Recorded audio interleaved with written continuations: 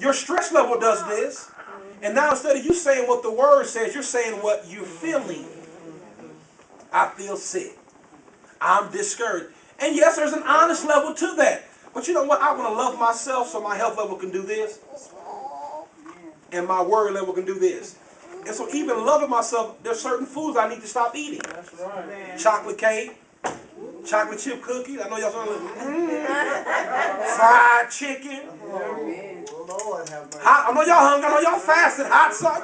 Certain stuff. Because if I love myself, see, y'all ain't saying that y'all put that barbecue on it. But see, my health level has to do this.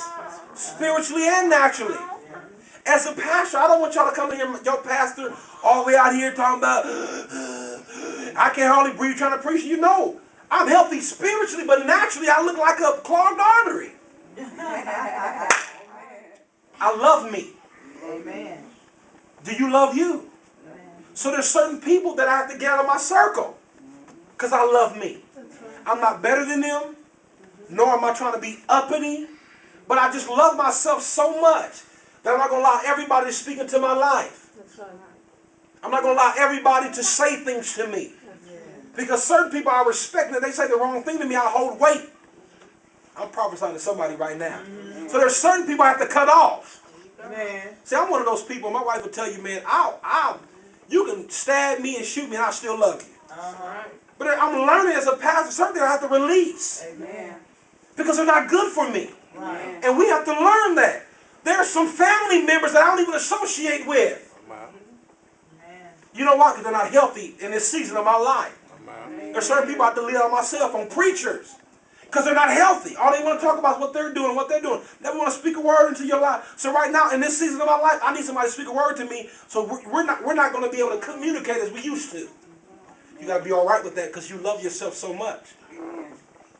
Don't you know that for a season, Jesus had to get by himself because the disciples weren't in the right frame of mind to speak into his life? Here you got Peter who's zealous and saying to him, hey, I'll never leave. You ain't going to die and let you die. Well, Jesus said right now, man, you're saying something different than what I'm saying. So get thee behind me, Satan. So there's certain people that are considered your family. Hey, get thee. Right now in this season, you got to get behind me.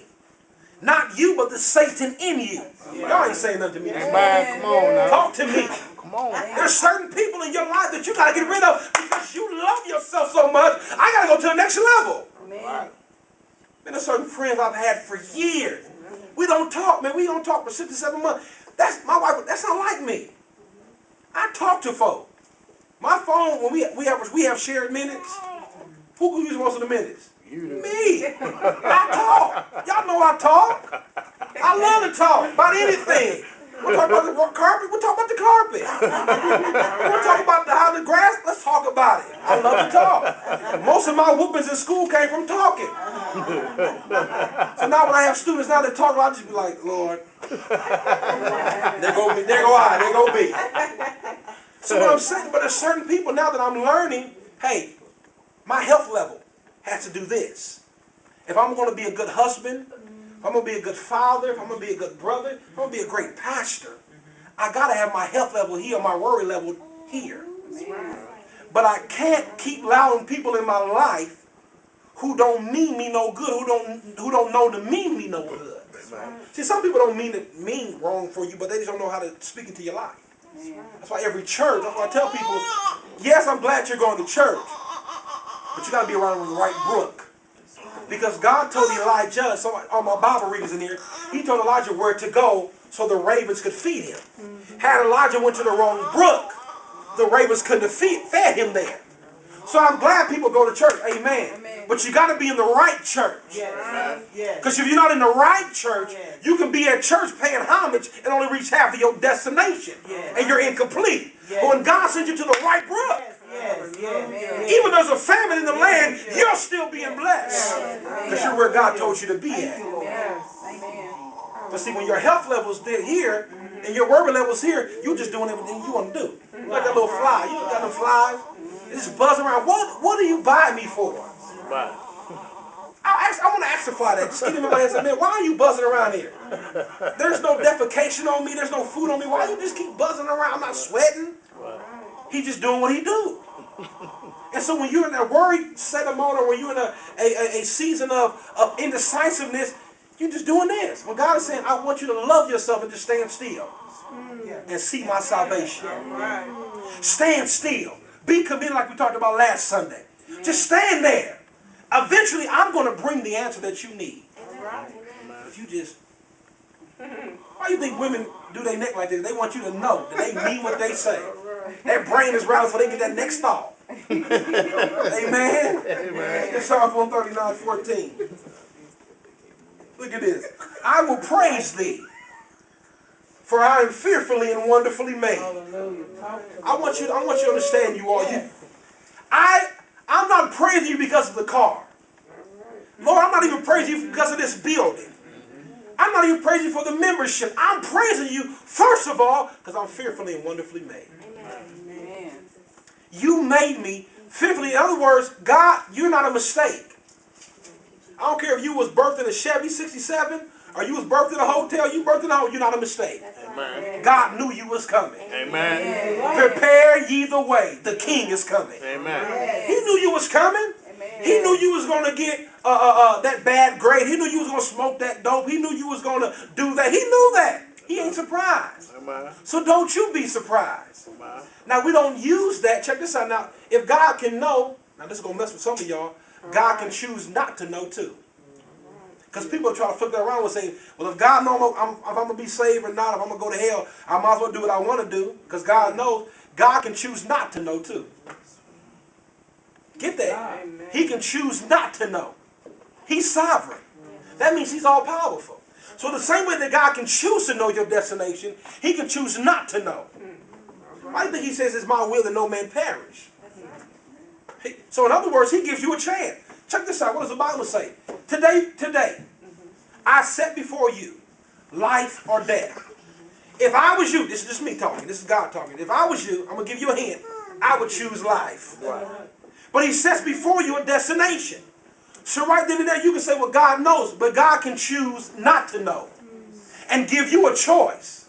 Because you were fearfully and how? Wonderfully made. You know what I tell myself when seasons of insecurity come on me? I quote these two scriptures.